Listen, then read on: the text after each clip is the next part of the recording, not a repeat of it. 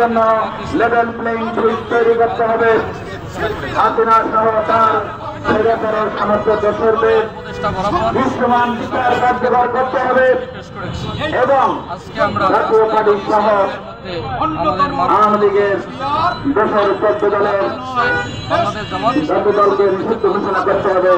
এই 5টি দাবিকে নিয়ে আজকের এই মানববন্ধন।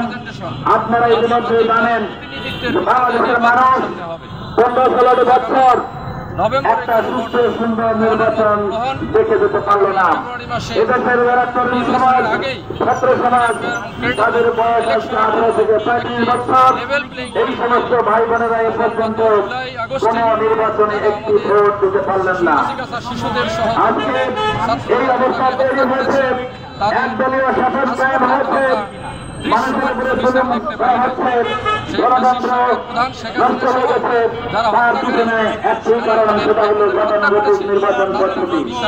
আমরা মনে করি যদি পিয়ার পদ্ধতিতে নির্বাচন চালু হয় তাহলে দেখা যাবে যে এই যে 30-33% ভোট নিয়ে এই 70% জনশক্তির উপরে ছড়িয়ে দিতে পারবে না। এই নির্বাচন নিয়ে কোটি কোটি টাকার বাণিজ্য হবে না। এই নির্বাচনকে কেন্দ্র করে বেশি শক্তি এবং কালো টাকার শক্তি আমরা দেখতে পাবো না। তখন সংসদ হবে একটি কার্যকর সংসদ, সকল দলের অংশগ্রহণে একটি সুন্দর গতিশীল সংসদ হবে এই দেশে, যারা ঐক্যবদ্ধ ভিত্তিতে এই দেশ পরিচালনা করতে পারবে। নতুন করে কোন স্বাধীনতার জন্ম হবে না।